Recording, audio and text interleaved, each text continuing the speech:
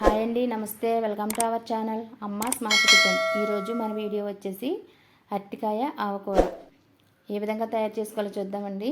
అరటికాయ చాలా మంచిది, ఐరన్ ఎక్కువ ఉంటుంది. అరటికాయని చాలామంది ఇష్టపడరు కదా. ఈ విధంగా ట్రై చేయండి, మీరు కూడా మళ్ళీ మళ్ళీ వండుకుంటారు.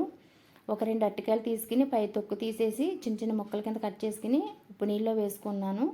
ఉప్పు నీళ్ళలో వేసుకోండి. ఈ విధంగా వేసుకున్న తర్వాత వేరే గిన్నెలోకి తీసుకుని కొద్దిగా ఉప్పు, కొద్దిగా పసుపు, కొద్దిగా వాటర్ వేసుకుని పొయ్యి మీద పెట్టి ఉడికించుకోవాలి. త్వరగానే ఉడుకుతాయండి. ఉప్పు నీటిలో వేసుకోకపోతే నల్లగా మారుతుంది, అందుకే ఉప్పు నీటిలో వేసుకోవాలి.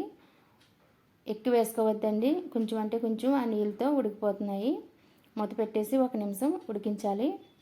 ఈ విధంగా ఉడికేలోపు మనం ఆవ తయారు చేసుకుందామండి. ఒక మిక్సీ జార్లో 1 స్పూన్ ఆవాలు, ఒక 2 ఎండుమిర్చి చిన్న చిన్నగా ముక్కలు కట్ చేసుకుని వేసుకోవాలి. ఈ విధంగా వేసుకున్న తర్వాత బరకగా మిక్సీ పట్టుకోవాలి. మిక్సీ పట్టుకుని పక్కకు పెట్టుకోవాలి. ఈలోపు అరటికాయ ముక్కలు ఉడికాయి కదా, పోపు పెట్టుకుందాం.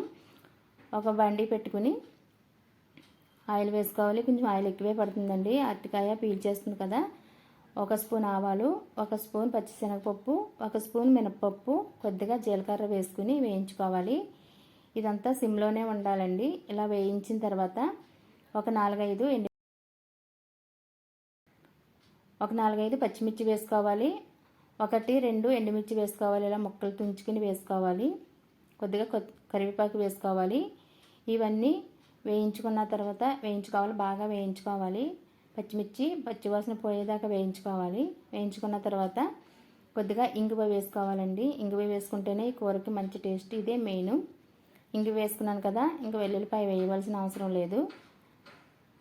ఇది ఇలా వేయించిన తర్వాత కొద్దిగా చింతపండు నేను నానబెట్టుకుని రసం తీసుకుని పెట్టుకున్నాను.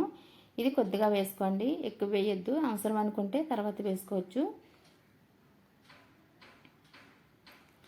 ఈ విధంగా వేయించిన తర్వాత మనం ముందుగా ఉడకపెట్టిన అరటికాయ ముక్కలు వేసుకోవాలి.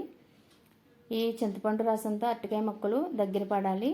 చింతపండు రసం పచ్చివాసన పోయేదాకా ఉడికించుకోవాలి. ఇప్పుడు కొద్దిగా కారం వేసుకోండి, చూసుకుని వేసుకోండి. మనం ఎండుమిర్చి పచ్చిమిర్చి వేసుకున్నాము, ఆవలో కూడా ఎండుమిర్చి వేసుకున్నాం కదా, కొద్దిగా వేసుకోండి. ఈ కారం చింతపండు బాగా ఉడకనివ్వాలి. ఉడికిన తర్వాత స్టవ్ ఆపేయండి. ఇవి ఇలా కొద్దిగా ముక్కల్లా ఉంటేనే బాగుంటుంది. ఈ విధంగా చల్లారబెట్టాలి. బాగా చల్లారిన తర్వాత మనం ముందుగా తయారు చేసుకున్న ఆవ కలుపుకోవాలి. బాగా చల్లారిన తర్వాత కలుపుకోవాలండి, లేదంటే చేదొస్తుంది.